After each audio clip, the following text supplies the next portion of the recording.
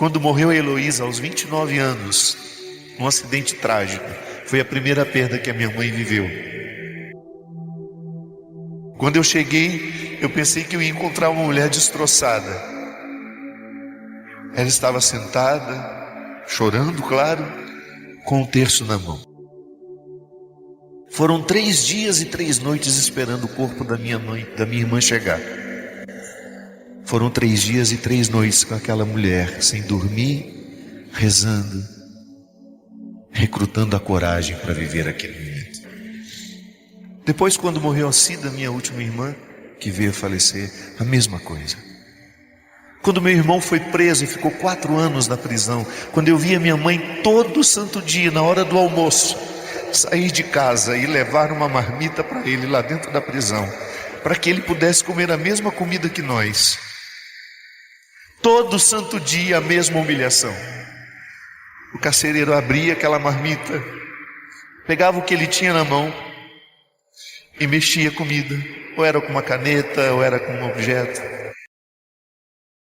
E nas vezes que eu acompanhava, ela sempre falava do meu jeito: tem nada não, moço, é só a comidinha dele mesmo.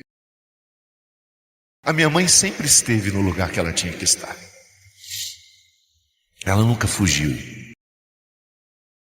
E naquele momento eu me lembrei de tudo que ela fez por mim, de tudo que ela me deu, de tudo que ela me educou, de tudo que ela me ensinou, mesmo quando ela não dizia nada. Porque às vezes a minha mãe me educava só olhando para mim. Eu me levantei e fui. E aquela pequena distância que me separava dela, talvez a mais longa de toda a minha vida, é o que eu tenho vivido diariamente hoje. Eu quis estar presente, minha gente. Sabe quando você recruta o estado de presença? Que às vezes a gente está, mas não está. Às vezes a gente foi, mas não viu. A gente estava lá, mas não esteve. Naquele momento eu queria que Deus me desse a total possibilidade de estar presente, por mais duro que fosse aquele momento. E foi. E ainda é. Aquele cemitério à noite, iluminado por algumas lanternas, aquele barulho seco do sepultamento. Aquilo nunca mais vai sair de mim, mas eu estava lá. Sabe por quê? A minha mãe merecia a minha presença. A minha mãe precisava que eu estivesse ali. É regra para a vida. Quando você precisar sofrer ou se alegrar, esteja presente. Lembra daquela música? Quando Jesus passar, eu quero estar. Esteja. Não tenha medo do que você tiver que viver. Esteja presente. É a melhor maneira de preparar o futuro. É estando presente naquilo que a vida nos convida hoje. Quando a dor bater a sua porta, escute o que ela tem a dizer. Tenha certeza, ela pode fazer você ser muito melhor. As pessoas mais interessantes que eu encontrei na minha vida são aquelas que transformaram as suas dores, os seus sofrimentos, em grandes aprendizados. E isso é cristianismo, minha gente. Transformar o Calvário em ressurreição. É doído? É. Modifica alguma coisa o fato da gente crer em Deus? Não. Sofremos do mesmo jeito. Deus ameniza a nossa dor? Não. A gente continua sofrendo, mas é um sofrer diferente, porque está embalado, abraçado pela fé na ressurreição. Então hoje, em respeito àqueles que se foram, quem aqui perdeu alguém na pandemia? Em respeito àqueles que se foram, sabe o que nós precisamos fazer? Viver. Em honra àqueles que não estão mais entre nós, sabe o que a gente precisa fazer? festejar,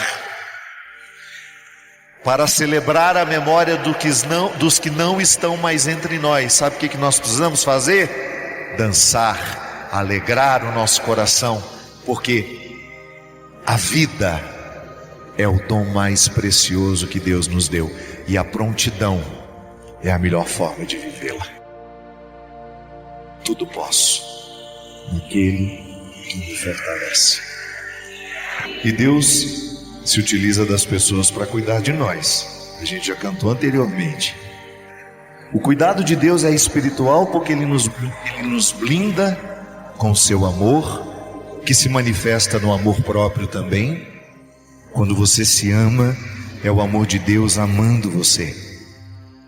Quando você se protege, quando você se respeita, é o amor de Deus ajudando a criar respeito por você. E todos nós temos as pessoas que representam esse cuidado de Deus na nossa vida. E hoje, uma pessoa que cuida muito de mim, que é muito especial na minha vida, está fazendo aniversário. Era para ela estar aqui, mas ela passou mal na hora da gente sair. A Cidinha Zarzur, lá de Taubaté, que é uma mulher que escolheu cuidar de mim desde quando ela me conheceu. Ela tira os meus fardos, ela me ajuda no dia a dia, que da mesma forma como ela cuida de mim, que Deus sempre dê a ela, sempre possa cercá-la de pessoas que façam o mesmo por ela. Deseja isso a alguém agora, nem que seja numa mensagem no celular. Ou então alguém que já foi embora. A pandemia nos arrancou tanta gente que cuidava da gente, que já não era mais o cuidado prático do dia a dia, que com o tempo as pessoas vão deixando de poder fazer o que fazem, mas elas nos cuidavam com seu significado, que as pessoas perdem a utilidade, não tem problema. Com o tempo elas deixam de ter as aptidões que tinham na juventude, mas fica o significado. Eu tenho aqui, graças a Deus, eu posso dizer que eu sou cercado de pessoas que querem o meu bem. É Deus cuidando de mim. Quem aqui só anda com amigo? Eu também. Não há nada mais poderosa do que a proteção de um amigo. Segura na mão dele agora. É assim que Deus segura a sua mão. É assim que Ele te faz voltar ao caminho. É assim que Deus te sustenta. É na mão de um amigo, o maior tesouro. Deus cuida de mim através de você, que eu tenho certeza que você reza por mim, você quer o meu bem. É isso, o cristianismo é isso. Aquela declaração de Atos, vede como se amam, tem que ser o nosso testemunho. Se vocês pudessem saber a alegria que é gerada entre nós aqui, até mesmo quando nós estamos exaustos nas estradas. Sabe por quê? O que nos traz aqui é o desejo enorme de fazer bem ao seu coração. Vamos fazer o seguinte: nós não vamos pedir nada a Deus hoje. Hoje nós só vamos entregar. O que foi bom, entrega. O que foi ruim, o que você está precisando, e às vezes você não sabe, você só sabe o que você quer. Então a gente entrega o que a gente quer, mas sobretudo o que a gente precisa. Que Deus nos dê aquilo que nós precisamos e não aquilo que nós queremos. Porque às vezes aquilo que a gente quer não coincide com o que a gente precisa. Então hoje a noite é de entrega. A gente abre o nosso coração e entrega tudo ao Senhor. Nós entregamos a nossa casa, a nossa vida, as nossas tristezas, as nossas alegrias, esses 2 anos tão difíceis que nós vivemos. Entregamos 2020, 2021, o que perdemos, o que ganhamos, o que aprendemos, o que desaprendemos, o que ficamos melhor, o que ficamos pior, entregamos. Mas não vá pegar de volta. Combinado? Quem aqui vai entregar? Quem vai pegar de volta? Aí, é para entregar. Então eleve os seus braços comigo e diga assim: Senhor Jesus, eu entrego em suas mãos o meu coração, as minhas alegrias, as minhas tristezas, as minhas batalhas, a minha saúde, a minha família, o meu trabalho. 2020, 2021 estão em suas mãos, Senhor. Consagre-os em mim, para que eles sejam fonte de aprendizado. E hoje, Senhor, eu entrego a minha vida e o meu futuro, porque o meu presente, este que eu estou vivendo agora, ele já é pleno da sua presença. Ele já é pleno da sua presença.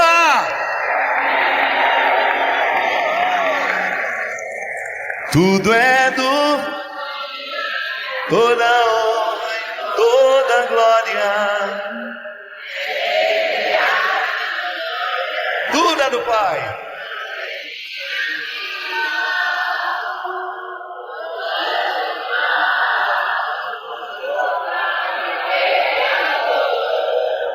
Bem mais sorte o meu Senhor. Então agora sim, com as mãos, com tudo isso que nós já queremos entregar, o Senhor esteja convosco.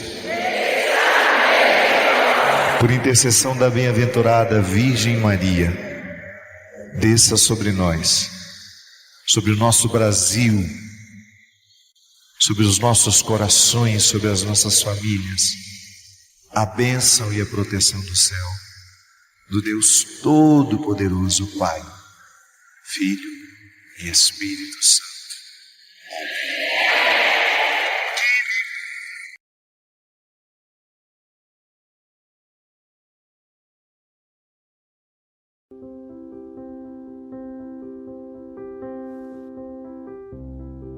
A Josi me fala assim que durante 6 anos ela manteve um relacionamento com um rapaz. E depois, já quase se preparando para o casamento, ela descobriu que esse rapaz era um cafajeste. Ela usa esse termo aqui. Padre, ele tinha muitas outras mulheres e mesmo estando de casamento marcado comigo, continuava encontrando-se com elas. Foi uma grande decepção. Terminei o meu namoro, mas desde então não tenho conseguido me libertar deste amor que tanto me fez mal. Já se passaram quase 2 anos e eu ainda continuo presa da mesma maneira quando o conheci, já que sempre disse que foi amor à primeira vista o que por ele senti. Padre, como fazer para poder me livrar de todas as consequências ruins que ele deixou em mim e seguir a minha vida com a possibilidade de encontrar uma outra pessoa e refazer com ela a minha vida? É estranho isso, né? Às vezes a pessoa faz uma experiência desastrosa ao lado de alguém, mesmo porque você, Josi, construiu com esse rapaz muitos sonhos. Se você namorou com ele 6 anos e já estava se preparando para casar e de repente descobriu que ele não era a pessoa que você achava ser, o que na verdade hoje você tem é um conflito de colocá-lo no verdadeiro lugar. De quem você sente saudade, né? Qual é a pessoa que hoje faz falta na sua vida? O que você pensou que ele era ou que realmente quem ele é? É uma mistura difícil de identificar. Mas às vezes a grande dificuldade de desvincular da experiência passada e prosseguir a vida é a manutenção da ilusão.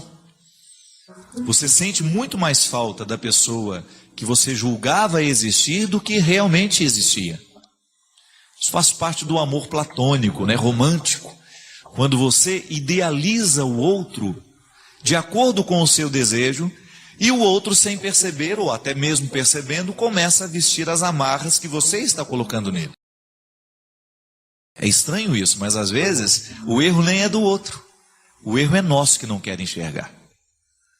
Pode ser que ele já tivesse lhe dado muitos indícios de que ele não era aquela pessoa tão honesta e tão apaixonado por você como ele parecia ser, se ele já tinha tantas mulheres e você descobriu que durante todo esse tempo ele já lhe traía.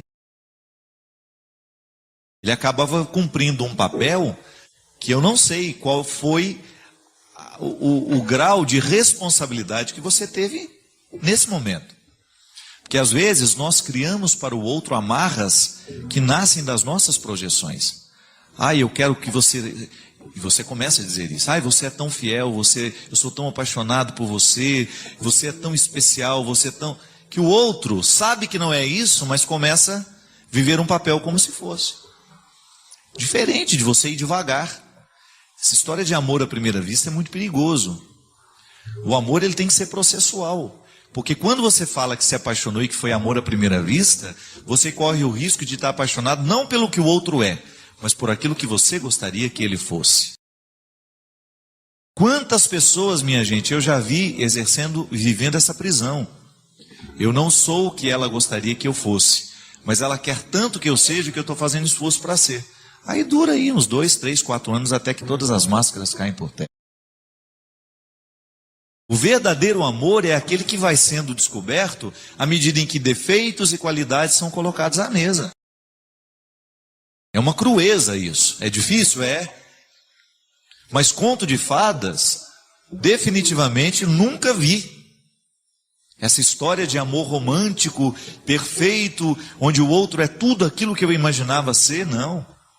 Dê tempo ao tempo, vá devagar com o andor, porque o santo é de barro, viu?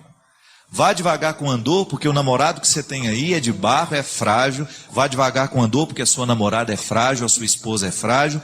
Ela tem muitos defeitos que você precisa conhecer. Até você ter o direito de eleger. Ele fala, não, conheço seus defeitos, conheço suas qualidades e quero viver o desafio de fazer isso dar certo. As prisões afetivas nascem das nossas expectativas. Então, muitas vezes, nós aprisionamos o outro nas nossas expectativas. E por que depois a gente não consegue se livrar? Porque você também não consegue livrar-se da ilusão que você criou para ele. Sabe como é que uma pessoa se recupera disso? Quando ela tem coragem de reconhecer, eu não perdi tanto assim. Porque, na verdade, a pessoa que eu achava que eu amava nunca existiu. Ela foi uma projeção minha. E é engraçado, minha gente, que quando a pessoa consegue fazer essa reflexão, ela se liberta, como se fosse tirado uma infecção que antes estava matando. Outro dia atendi uma pessoa assim, muito rapidamente, ela me contou que o casamento tinha se desfeito. Eu não sou a favor de desfazer casamento, viu? Não me compreenda errado. Acho que tem que fazer de tudo para dar certo. Mas ela me falava assim, e eu sabia da vida que ela vivia, das inúmeras traições, das mentiras o tempo todo que ele contava para ela e do tanto que ela sofria com aquilo. Aí um dia ela sofreu, ela me procurou e chorando muito falou assim, ele me abandonou e agora foi embora de vez. Aí eu perguntei para ela, mas por que você está sofrendo tanto se você sabia que ele já tinha te abandonado há muito tempo? Ele te abandonou desde o primeiro momento em que ele assumiu uma outra mulher na vida dele e tinha uma vida dupla. Todo mundo sabia dessa vida dupla. Ele te abandonou há muito tempo, há 20, 30 anos atrás, eu não sei quando foi que começou essa história de traição, e você não teve coragem de naquele momento colocar-se, como uma esposa deve colocar no momento que sabe da traição do marido. Com autoridade. Eu não sou um objeto para você usar, eu não sou um objeto para você brincar, e a fidelidade é, sem conversa, uma obrigação de todo mundo que fez uma vida a dois. É respeito, é amor. A demonstração do amor passa pela fidelidade. Aí ela me olhou assim assustada e falou, você não perdeu nada, que você já perdeu há muito tempo. O que você fazia era velar o marido dentro da sala da sua casa que já tinha morrido há muito tempo. É velório que não acaba, é velório que não termina. Então pare de achar que você perdeu tanto e comece a descobrir que na verdade você já perdeu há muito tempo. E você já deveria ter tido maturidade para entender aquela perda naquele momento e parar de permitir que o sofrimento te acometesse tanto e provocasse tanta ferida que está te matando aos poucos. Minha gente, quando nós não nos livramos desses fardos, nós somos capazes de nos boicotar, de causar uma morte antecipada. Porque a pessoa vai perdendo a vontade de viver, ela vai perdendo a capacidade de sonhar, ela vai perdendo a capacidade de ser feliz. Por quê? Porque um dia se amarrou numa ilusão e permitiu que aquela ilusão tornasse o centro de sua vida. Agora, ela não queria ver isso. Questão de maturidade. Não tem um jeito pior de perder do que fingir que não está perdendo. É a pior maneira de perder. É quando você finge que não está perdendo. É quando você passa de mão de tinta numa parede que já está podre. Não foi Jesus que falava que de nada adiantar caiar as sepulturas? Elas continuam escondendo cadáveres. De nada adianta você passar uma tinta no túmulo. Lá por dentro existe podridão. E na nossa vida não dá para fazer um processo contrário. Diferente disso. Eu não tenho o direito de passar uma de mão de tinta numa realidade que já está podre. Eu tenho que ter coragem de mexer sim naquela ferida e tentar resolver, ainda que aquilo seja o fim de um relacionamento. Namoro, sobretudo. Namoro, minha gente, foi feito para terminar. Se não termina o namoro no momento certo, vai terminar o casamento depois. E é muito pior. Porque casamento já envolve uma terceira pessoa, já envolve um filho, já envolve um sacramento. Então não tenha medo de terminar o seu namoro se você descobre que ali você está vivendo uma ilusão. Ou que o outro está fazendo de você um território da sua ilusão. Ninguém tem obrigação de ser para o outro uma ilusão. Se ele não ama quem você é, não faça esforço para ele amar a ilusão que você está criando para ele amar. Isso é uma prisão terrível. E aqui vale aquele discurso assim, antes só do que mal acompanhado. E de nada vale você ter alguém do seu lado que não ama quem você é, mas ama quem ele gostaria que você fosse.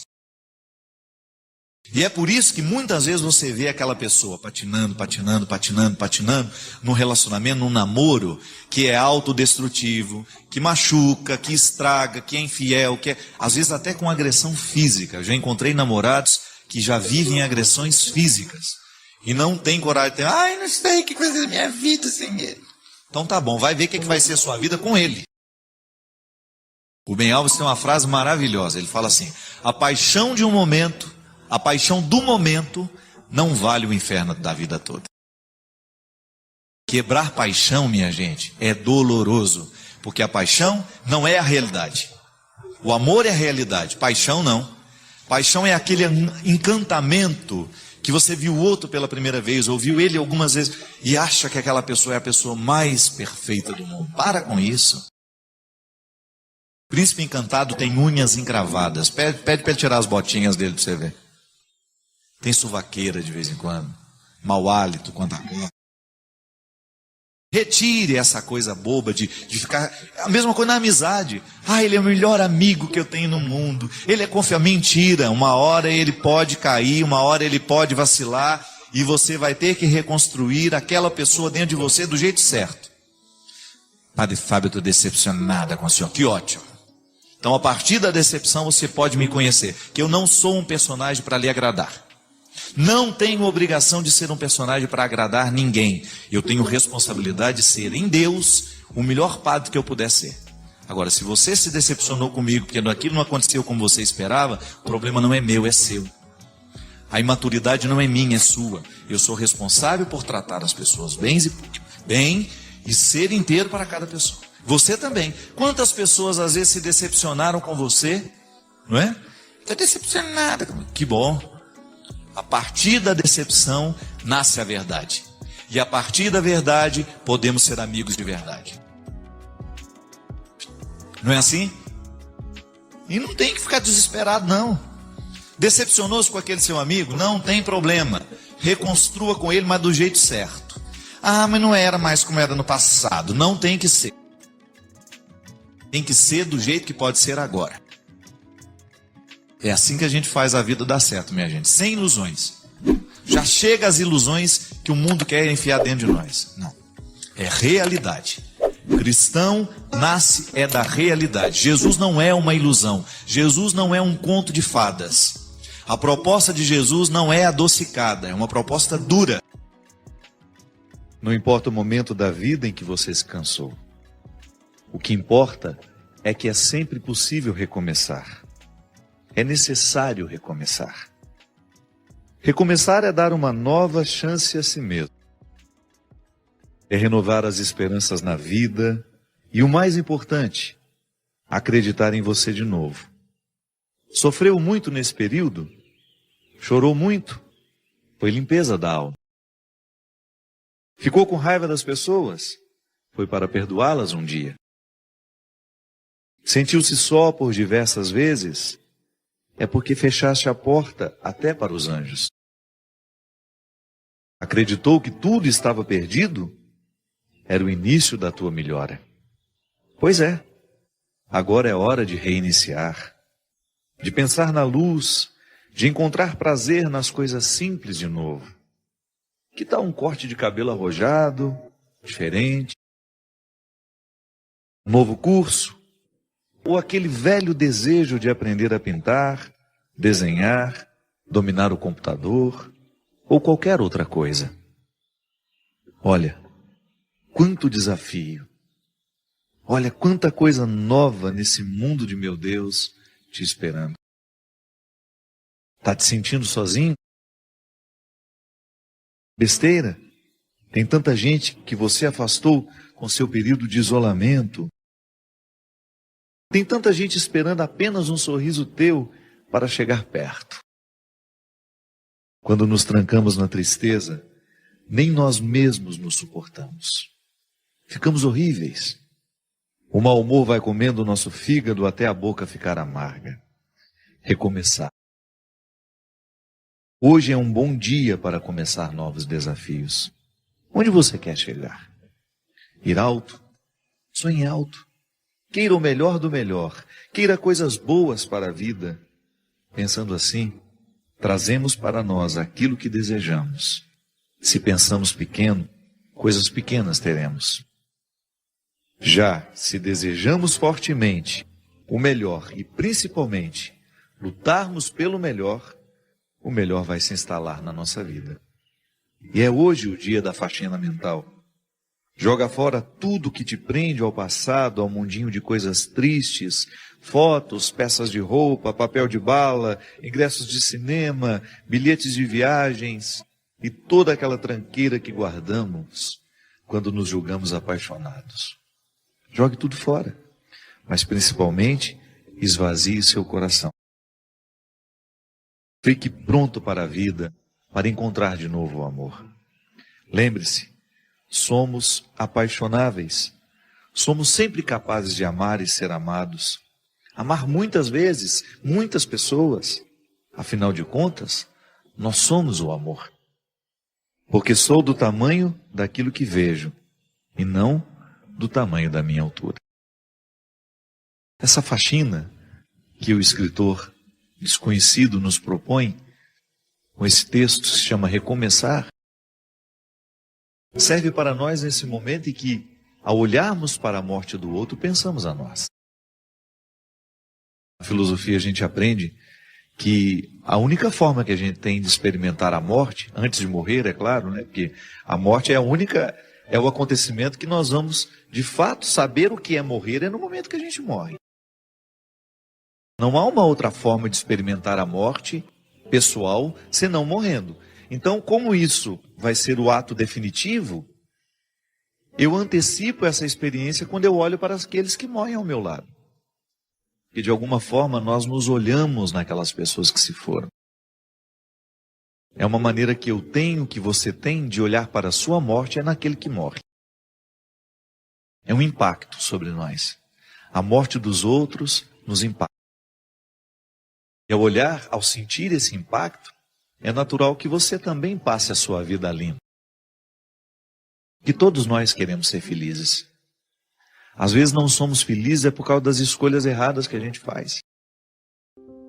E quando eu falo de felicidade, eu não estou falando de ausência de problemas. Essa é utópica, essa não existe. Eu estou falando da possibilidade de nós vivermos confortáveis em nós. De você olhar para a vida que você está vivendo e você ficar satisfeito com o resultado que você está tendo. Isso é possível. A nossa vocação é essa. Não é ter uma vida extraordinária. Porque às vezes a gente olha para as pessoas famosas, né? A gente fala, nossa, que vida extraordinária deve ter aquela pessoa. Nada. Os palcos não são eternos. Aquele astro do cinema que você vê brilhando na tela, olha o que aconteceu com ele. Um homem que ganhou Oscar, um homem que ganhou inúmeros prêmios ao longo da sua vida e de repente não consegue administrar a infelicidade do momento, ou não soube administrar o sair de cena, porque isso também é perigoso. Ninguém está livre de perder o sentido da vida. E eu particularmente penso que pode ser para mim e para você uma oportunidade de nós revermos o que estamos fazendo na nossa vida. Às vezes a gente corre demais, às vezes a gente se expõe a um contexto de tanta necessidade, que a gente acaba morrendo antes da hora. Talvez esteja numa época em que as pessoas precisarão simplificar as suas vidas.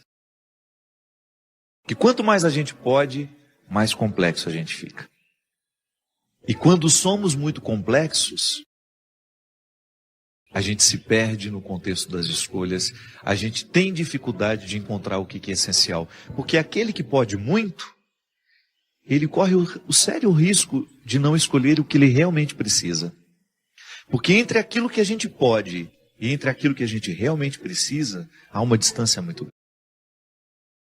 São muitos os excessos que nós alimentamos como prioridade, como algo inadiável. Urgente é viver, minha gente. Urgente é voltar para casa, encontrar os filhos que a gente tem. Urgente é amar. E às vezes essa urgência, porque a gente quer chegar, nós somos capazes de parar hoje e esperar ali algumas horas, porque isso é urgente. Às vezes a gente confunde, né? Urgência não é você correr para chegar. A urgência é você querer chegar. Então, às vezes, porque eu quero realmente chegar, eu vou precisar dormir algumas horas para que eu tenha condições de chegar bem. Não me expor ao risco desnecessário. Porque a vida já tem riscos demais. Aí por amor, como dizia o poeta, né? O escritor, o amor não desiste de nós. A gente pode até desistir dele. Mas se tem uma coisa que você nunca vai perder na vida, é a insistência do amor por você. Ele quer abrigar o seu coração. Porque nós somos feitos para isso. Pode observar, os momentos em que você mais foi feliz na vida, foi o momento que você amou intensamente. Não foi o momento que você ganhou dinheiro, não foi o momento que você fez sucesso. Mesmo porque o dinheiro e o sucesso, essas coisas só têm sentido se você tem pessoas que te amam ao seu lado. Jesus já falava isso. O dinheiro só tem sentido se for para gastar com as pessoas que nós amamos. Então, de nada vale você ter construído toda uma estrutura se lhe faltam pessoas que ajudem a significar essa estrutura construída. Isso é urgente. É você administrar a sua vida para que você tenha condições de estar mais tempo ao lado dos que você ama. Porque é assim mesmo. Chega um momento em que você descobre que o essencial, o que realmente importa, se opõe muito ao jeito como nós vivemos. É que, na verdade, a sociedade de consumo nos coloca dentro de um movimento que a gente não sabe onde vai parar. Então você vai incrementando a sua vida de um jeito. Uma casa aqui, uma casa ali, um apartamento aqui, isso ali, 2 carros. E você vai multiplicando o seu gasto e você vai perdendo o direito de desacelerar. Ou então as pessoas que são dependentes de você. Às vezes é assim mesmo. É tanta gente que depende de nós que a gente não tem o direito nem de adoecer. Aí é a hora de você distribuir as responsabilidades, né? Olha, o bem-sucedido, né, de uma casa, você corre o risco de viver a vida inteira sendo aquele que vai suprir as necessidades de todos, porque todo mundo olha para ele como se ele tivesse a obrigação de dar conta da vida financeira de todo mundo dentro daquela casa. Volto a dizer, tem de fazer a gente pensar na qualidade de vida que nós estamos tendo. Não dá para desperdiçar a vida assim mesmo. Às vezes falta a oportunidade do desacelerar, de nos colocar ao lado das pessoas que nós amamos. Eu não me canso de pensar sobre isso, minha gente. O melhor lugar do mundo é um só. É aquele que nos dá a oportunidade de estarmos ao lado das pessoas que nós amamos.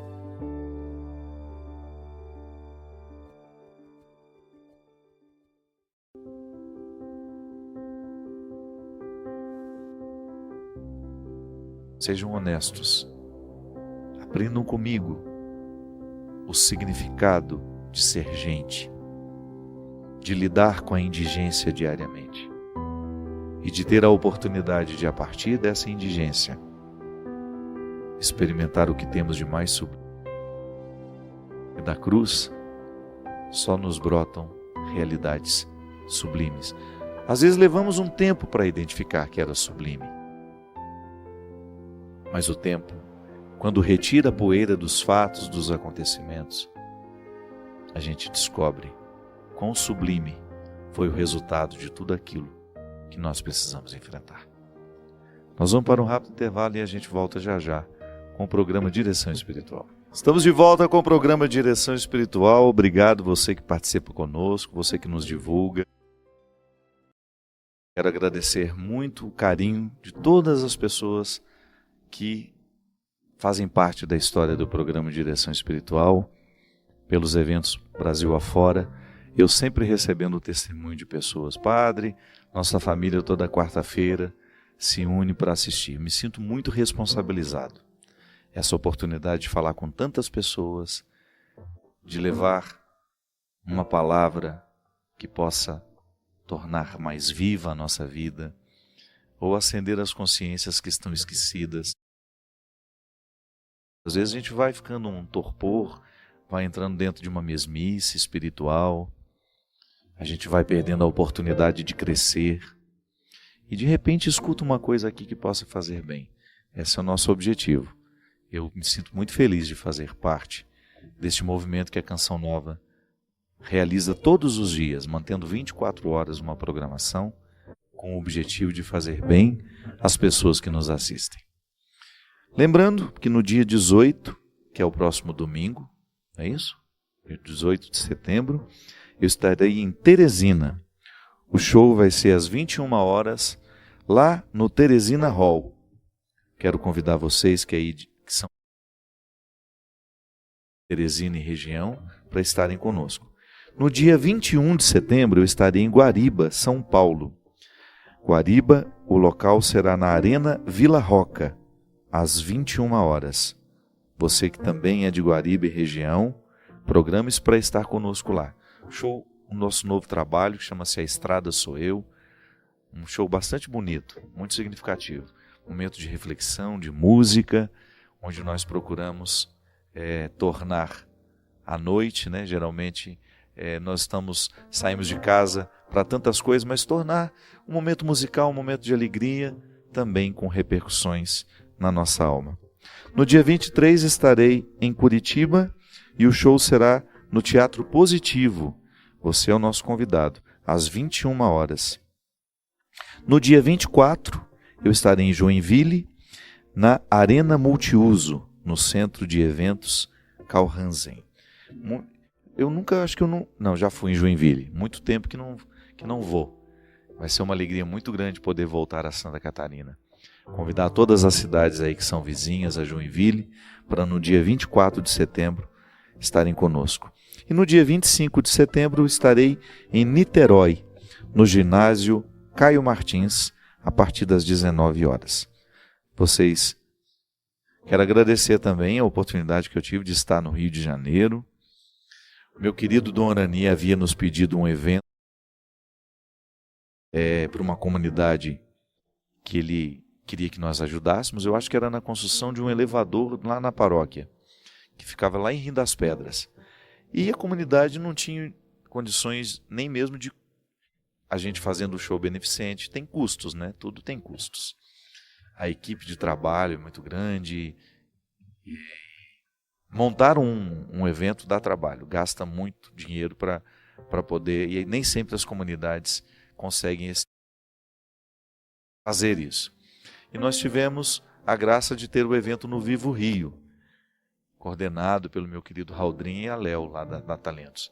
E o evento do Vivo Rio custeou o evento de Rio das Pedras. E nós ficamos muito felizes pela receptividade desse povo maravilhoso de Rio das Pedras. Foi um show para nunca mais ser esquecido. Quero agradecer muito ao Dom Rani pela oportunidade que ele nos deu de ajudar e de estar com um povo que reavivou tanto o nosso coração e a nossa fé. Parabenizo a equipe que organizou, que conseguiu tornar aquele lugar um ambiente de oração, de muita festa. O povo festeiro. Quero agradecer também nessa oportunidade, ao povo de Angola, por ter me proporcionado Deus de maneira tão natural. Eu não sei o que acontece comigo quando vou lá, é a segunda vez que vou. Dessa vez nós tivemos uma sequência de 4 shows, um por dia, e foi uma alegria imensa para mim me unir à comunidade Obra de Maria, que faz esse trabalho lindo lá. Eu também fui para ajudar a minha banda, agradeço muito os meninos que também foram de maneira missionária, sem pensar, embora eles sejam profissionais, né? Eles não foram pensando no trabalho, dinheiro que poderiam receber como músicos, não. Todo mundo desejoso de fazer o nosso trabalho repercutir naquele lugar tão necessitado de ajuda. Agradeço muito ao Gilberto. Quero me unir à comunidade Obra de Maria, à missionária Poliana, que faleceu em Moçambique. Quero me unir à família Poliana, que eu acho que é de Caruaru, não é? A família da Poliana, que sepultou. Ela morreu na terça-feira, no dia antes de eu embarcar. Quando eu cheguei em Angola, Gilberto estava administrando esse sofrimento terrível. Poliana tinha terminado um retiro que eles fizeram à beira-mar, uma casa que alguém emprestou para eles. Poliana tinha cozinhado a manhã inteira e pediu às amigas, aos colegas dela, os missionários juntos: estou tão cansada, gostaria de dar um mergulho antes de ir embora. E foi. Ela mais 2 pessoas da comunidade. O mar estava muito agitado e Poliana não conseguiu. O mar levou ela, embora soubesse nadar, ela faleceu. E eu fiquei muito comovido com essa história por um motivo muito simples. Primeiro, um ser humano que eu não tive a oportunidade de conhecer, mas que eu só recebi notícias boas. Uma menina que se dedicava ao Evangelho, que dispensou tantas coisas, né? Deixou de viver tantas coisas para estar num dos lugares mais pobres do mundo. Se vocês soubessem como é o trabalho da Obra de Maria em Moçambique, se vocês soubessem as histórias que eu tenho escutado, o trabalho que eles fazem, do que esses meninos, gente jovem mesmo, escolher ficar no meio de tanta pobreza, de tanto sofrimento humano, de tanta luta. Quando eu soube da morte dela, eu fiquei pensando: oh meu Deus, uma menina tão cheia de vida, 30 anos, escolher ir para um lugar deste, um lugar que a gente não quer ir. Ver a pobreza, um lugar onde as pessoas comem uma vez por dia, uma papa. Eu vi o que é essa papa, feito como se fosse um grude, sabe? De uma farinha de mandioca. Crianças um lugar sem recursos. A obra de Maria escolhe estar lá.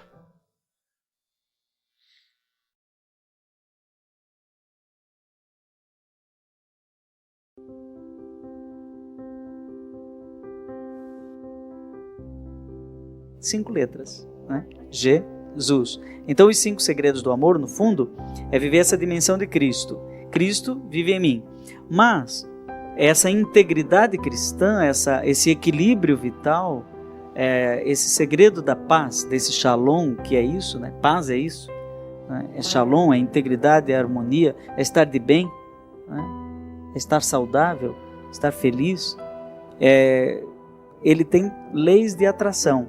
Então, há uma lei da gravidade. Olha que legal. Se eu soltar esse livro, ele vai cair. Ele vai ser atraído para a Terra.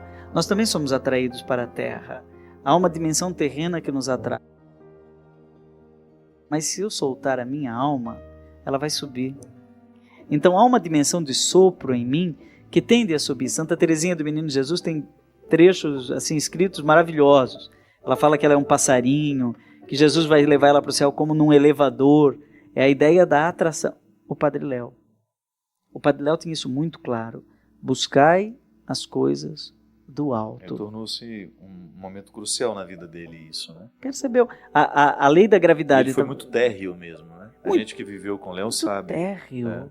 Tanto que ele enfrentou os desafios. Mas você não tem a impressão de que no final ele estava feito um bicho da seda? Sim, quer dizer, soltando... virou outra pessoa. Né? Outra pessoa. Meu pai foi assim também. Meu pai também morreu de câncer. E no final da vida, assim, na última semana, eu tinha a impressão que eu estava diante de um anjo. Né? Por quê? Aquela impureza toda do homem que bebia, o homem que fumava... Foi purificada, né? Purificada. Ele pediu, coloca na minha sepultura, eu quis ser bom. Né? As coisas do céu nos atraem. Mas não há só a lei da atração pela terra e atração pelo céu. Há uma atração pelo outro. Uma espécie de libido. Mas não é só uma libido sexual ou sensual ou erótica. Isso também existe e é bom. Não é? Entre casais, maravilhoso o erotismo. O Papa falou isso agora na Amoris Laetitia, na carta maravilhosa para casais. Agora, há uma lei da proximidade que o Papa Francisco... A tendência a me tornar próximo do outro. Estou estudando muito Madre Teresa de Calcutá agora. Impressionante. A força, o magnetismo. Você não faz ideia da experiência que eu tive com as irmãs dela em Gaza. Ah, você esteve lá agora, né? Muito tempo eu não me sentia tão tocado. Você está falando, você está descrevendo o que eu vivi. Uma atração térrea numa situação que me elevava. Era uma contradição. Missionárias da caridade, missionárias do amor. Que não se deixam nem fotografar. Não. Eu voltei, inclusive, em breve, eu estou só esperando ir ao ar a reportagem do Fantástico.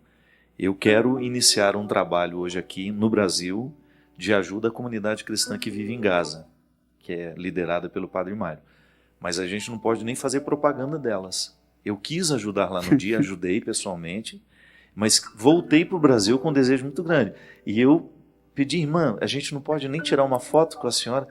E ela sorrindo, né? Não. Sim, não, ela diz ou não sorrindo. O sorriso mais lindo do mundo e dizendo, não, nós não fazemos propaganda da caridade. Se o senhor quiser nos ajudar, será muito bem-vindo. Fábio, eu volto que aqui. Eles acreditem por aquilo que o senhor disser de nós, foi o que ela me falou. Eu quero participar desse negócio aí, sabe? Com o maior prazer. Mas eu vou voltar aqui, é que eu ainda não posso falar tudo sobre um outro livro, não é? E que tem a ver com as missionárias da caridade, mas eu não consegui entrevistar elas de jeito nenhum. Eu digo isso, foi uma experiência humana que há muito tempo eu não me sentia tão atraído por uma realidade, por um conjunto de pessoas que não tinha nada a ver comigo. Elas só cuidam de muçulmanos porque, embora a iniciativa seja cristã, João, nenhuma daquelas, elas atendem crianças, 60 crianças rejeitadas, todas elas com deficiências. E essas crianças são filhas de muçulmanos, não são cristãs. Elas são cristãs, estão num ambiente de perseguição ao cristianismo e estão lá cuidando dos filhos rejeitados dos muçulmanos. É lindo. É justamente isso que você falou. Uma atração que me reporta a algo que é superior. Eu gosto muito porque elas são muito algodão. Aquela roupa da Madre Teresa era o pano mais pobre que tinha em Calcutá. Elas são muito suadas, não é? De proximidade, elas não têm medo do abraço, mesmo, não tem, não. de se reconciliar com o corpo do outro. E olha, João Paulo II falou disso na Teologia do Corpo, Francisco está falando muito disso, né? Terminou todo um tempo de ácida questão de pedofilia, né? E nós entramos agora com um Papa que tem coragem de abraçar. Isso é lindo, é maravilhoso. É tátil, né? É tátil. João, a conversa tá boa, nós vamos fazer um intervalinho, senão a gente não percebe o tempo passar. É assim mesmo, quando a prosa é boa, a gente não percebe o tempo passar. Obrigado você que está conosco, a gente volta rapidinho, continuando essa conversa agradável, mais que isso, enriquecedora para todos nós. Estamos de volta com o programa Direção Espiritual. Muito obrigado você que participa conosco. Quero dizer que amanhã estarei em Belém do Pará, no show Piano e Voz lá no Teatro da Paz. Estou muito feliz de poder voltar a essa terra que amo tanto. No dia 5, no próximo domingo, nós estaremos aí em Franca, fazendo um evento para ajudar a comunidade Halel, nossa querida tia Lolita, que tem essa iniciativa maravilhosa, um trabalho evangelizador que tem desdobramentos sociais. Então, no domingo, dia 5, nós estaremos aí nesse poliesportivo, em Franca, para um grande show, um novo show que chama-se A Estrada Sou Eu. Você é nosso convidado para estar conosco e juntamente com a comunidade Halel que está organizando. No dia 7 eu estarei em Novo Hamburgo, no Rio Grande do Sul. No dia 10 em Fortaleza, dia 12 Santa Bárbara, dia 14 Campina Grande, o forró, o maior forró do mundo. No dia 16 em Goiânia e no dia 18 em Belo Horizonte. Essa é a nossa agenda para o mês de junho. Lembrando que se você quiser peregrinar conosco em outubro, nós faremos uma viagem, vamos aproveitar a mística do Ano da Misericórdia e faremos uma peregrinação que vai começar no dia 18 e vai até o dia 30 de outubro. Então programe se você quiser conhecer conosco a Terra da Misericórdia. Nós vamos à Polônia, também passaremos pela República Tcheca e depois iremos conhecer o Santuário de Nossa Senhora Três Vezes Admirável, na Alemanha. Ligue no telefone que aparece aí na sua tela. É uma viagem organizada pela Obra de Maria e pela Canção Nova. Vocês sabem que essas viagens também ajudam a manter esse trabalho no ar. Eu queria fazer aqui uma menção a duas pessoas que eu não conheço pessoalmente, são tios do Everson, que trabalha comigo há 8 anos. Essa família passou por um momento muito difícil, que é a Yuli e o Evandro. Yuli e Evandro são pais do Heitor. E Yuli é irmã do Emanuel. Emanuel saiu para passear com o Heitor e os dois se acidentaram e morreram.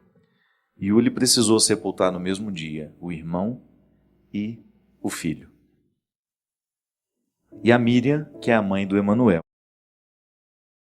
E nós ficamos muito, eu particularmente acompanhei a história de longe e senti profundamente esse momento de dor da família e gostaria de pedir a oração de todos nós que assistimos o programa Direção Espiritual para essa família que está precisando administrar este momento tão difícil, esse momento de luto que está doendo tanto no coração dessas pessoas. Muito triste, né? Saíram para passear de moto, fazer trilha e aconteceu o acidente. O menino caiu primeiro, o tio, num gesto de proteção, pulou atrás.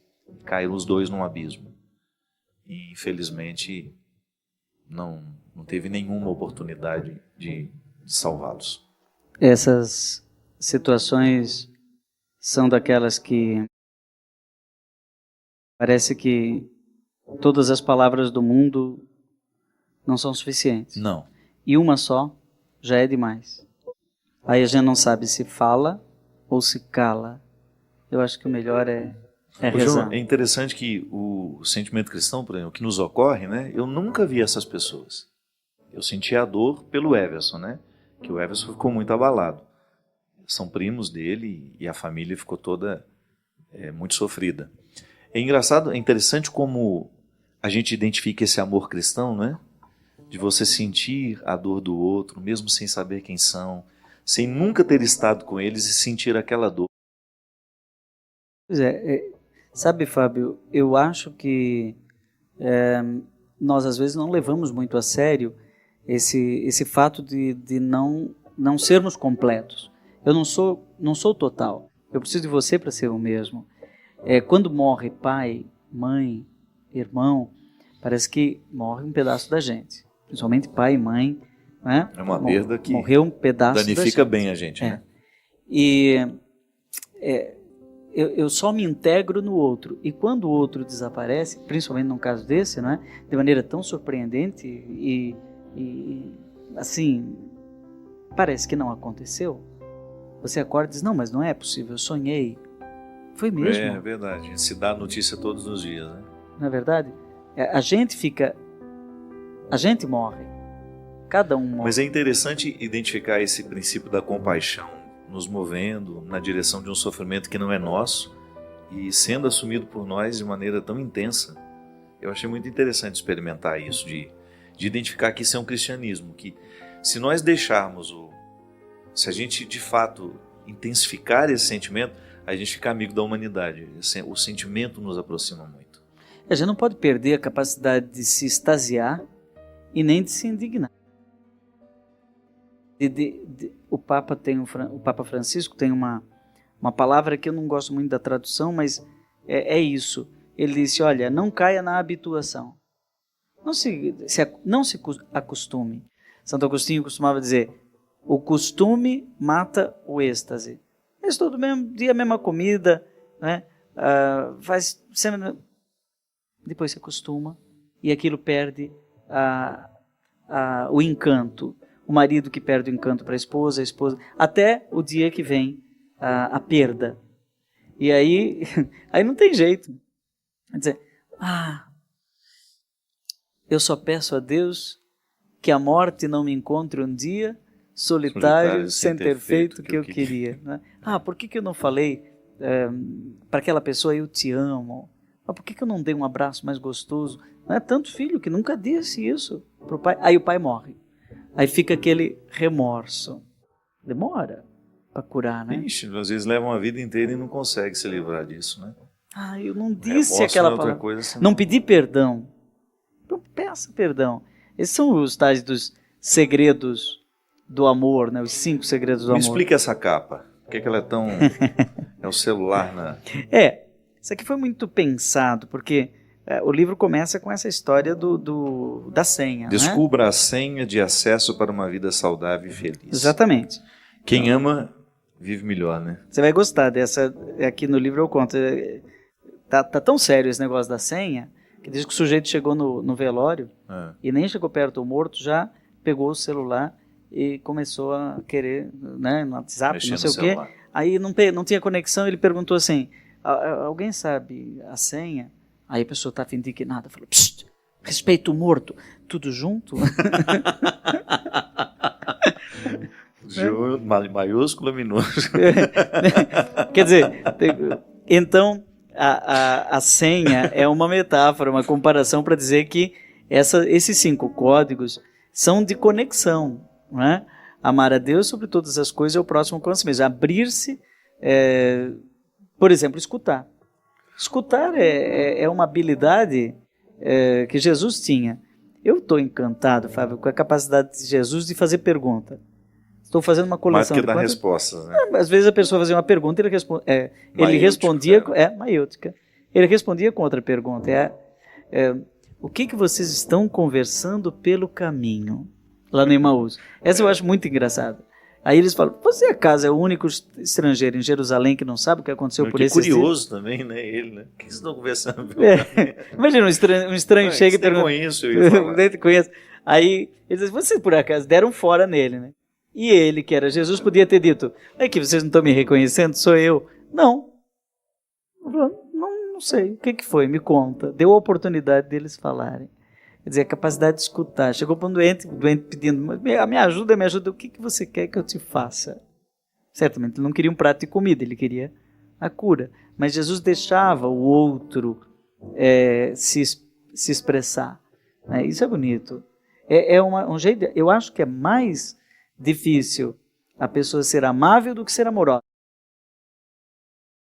Porque os muito amorosos são chatos. O jeito é tão amoroso, a mãe é tão amorosa que sufoca o filho com tanto amor. Mas criar condições para que o outro me ame, né? Isso eu acho que é um dos segredos do amor. Não só a amorosidade, Eu lembro mas que a você fazia uma amabilidade. distinção de quem tem facilidade de amar e de quem tem facilidade de ser amado, né?